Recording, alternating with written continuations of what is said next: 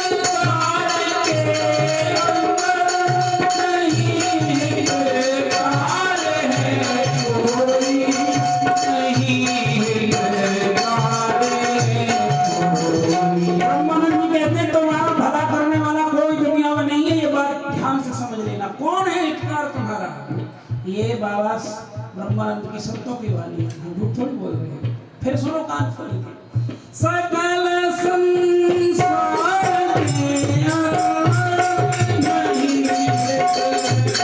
है कोई, नहीं बेकार है कोई, अगर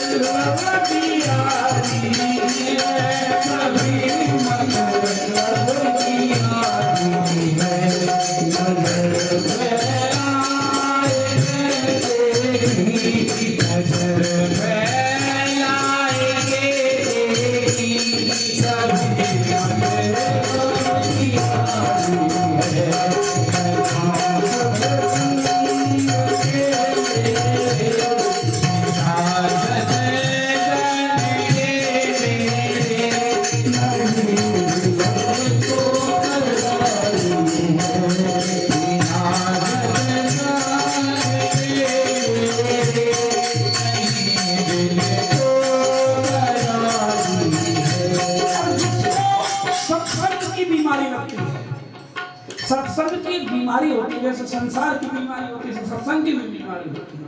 और ये बीमारी सबको लेप लगाते हैं, और ये बीमारी लग गई तो सब बीमारी भाग जाएंगी, ये भी गारंटी है। पहले तो लगेगी नहीं, और लग गई तो उसके भाग्य पूर्व जन्मों की साधनाओं का फल उसको मिल गया। और ये बीमारी लगी किसको? ब्रह्मानंद को।